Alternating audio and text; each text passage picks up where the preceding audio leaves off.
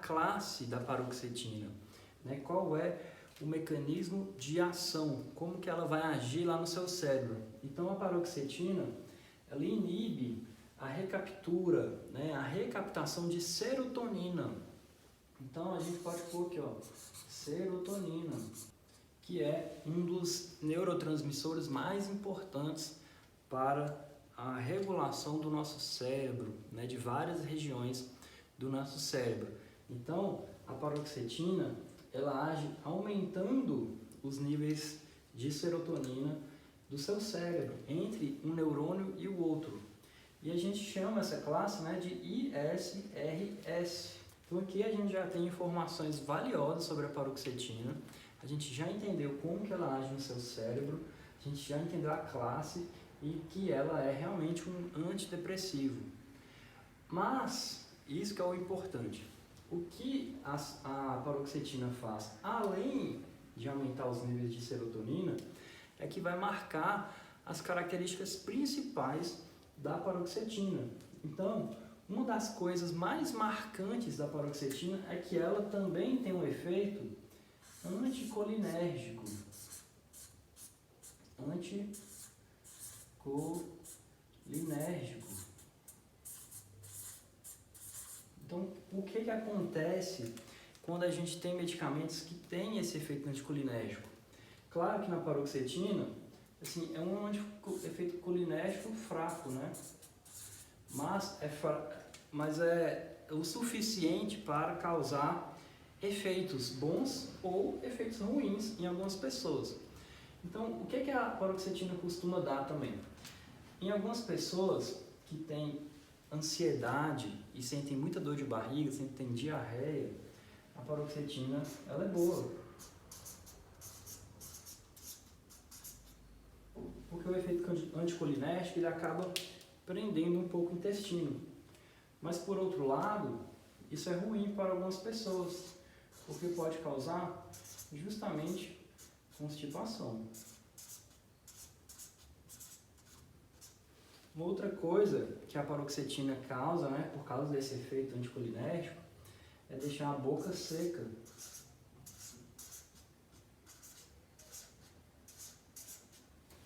Então, se você toma paroxetina e percebe que a sua boca fica seca, é por causa desse efeito.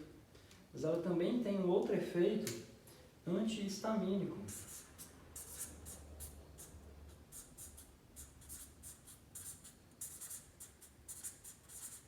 E isso deixa algumas outras características também para a paroxetina. Ela pode ajudar no sono. Então, quem tem insônia, ela pode ajudar a pessoa a dormir melhor, porque ela pode causar um pouco de sono. Mas, para outras pessoas que já dormem muito, a paroxetina pode atrapalhar. Ela pode causar sonolência.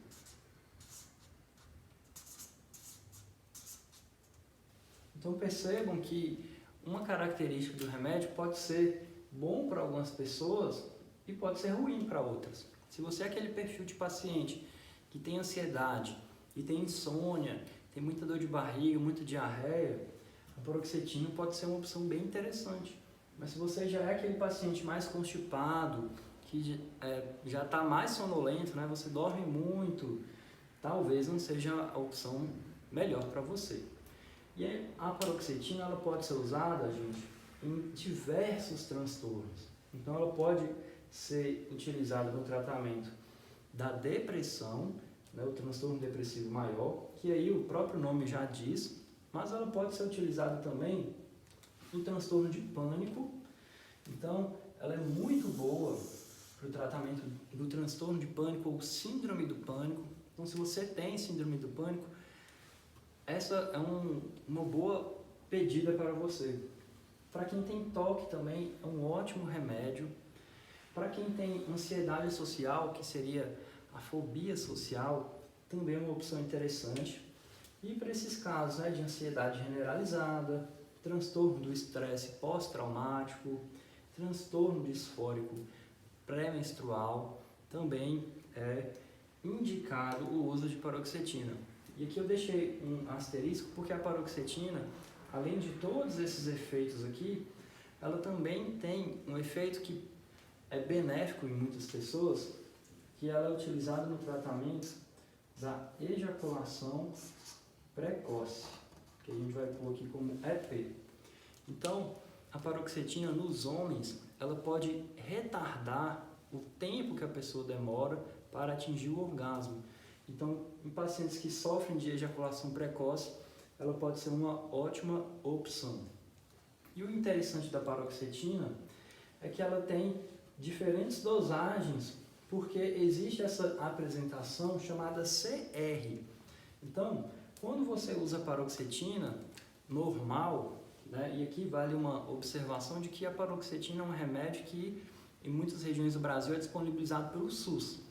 Então, se você toma a paroxetina genérica, né, ou do SUS, provavelmente você está usando a paroxetina normal, de liberação imediata. Então, seria essa primeira linha aqui. A variação de dosagem vai de 20 miligramas até 60 miligramas por dia. Então, você pode tomar normalmente até 3 comprimidos de paroxetina. Como é de liberação imediata, algumas pessoas acham melhor até dividir um pouco a tomada, né? Concentra mais de noite, mas deixa um pouquinho de dia, mas isso quem vai determinar é o seu médico. Já o comprimido CR, ele começa a fazer um efeito terapêutico na dosagem de 25 miligramas e ele pode ir até 50 ou 75 miligramas por dia.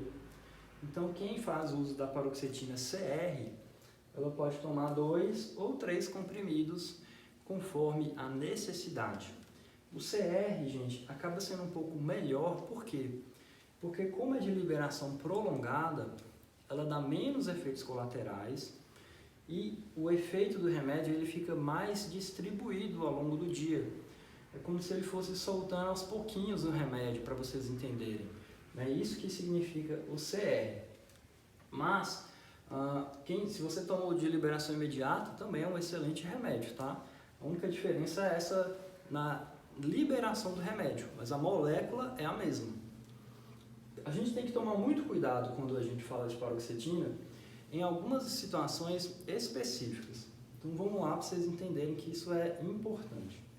A primeira situação é aquele paciente que gosta de parar o remédio por conta própria, né? E aí ele para o remédio de uma vez. Imagina, a pessoa está tomando 20, 40, 60 miligramas de paroxetina e suspende de uma vez. Ele pode sentir, e provavelmente ele vai sentir, o que a gente chama de sintomas de descontinuação.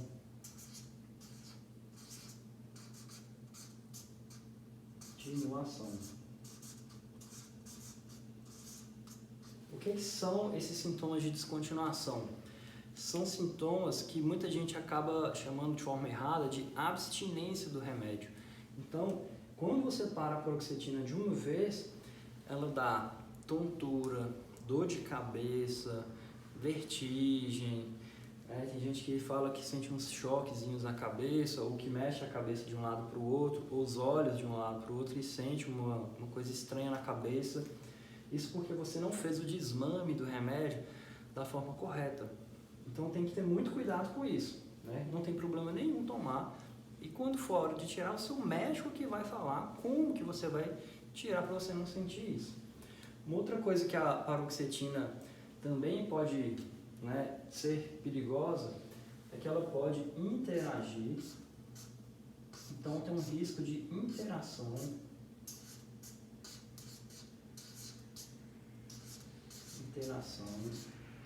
medicamentosa. Então ela inibe uma enzima lá no fígado que metaboliza, né, que se chama CYP2D6. Não vou nem anotar isso não. Então a paroxetina ela tem um alto perfil de interação medicamentosa, principalmente quando você chega nessas dosagens maiores, tá, gente? Então se você usa paroxetina em dose alta e e você toma algum outro remédio, né, clínico mesmo, para qualquer outro tipo de tratamento, você precisa checar com o seu médico se existe risco de interação. E por último, a gente tem que tomar cuidado na paroxetina quando a gente está falando de gestantes.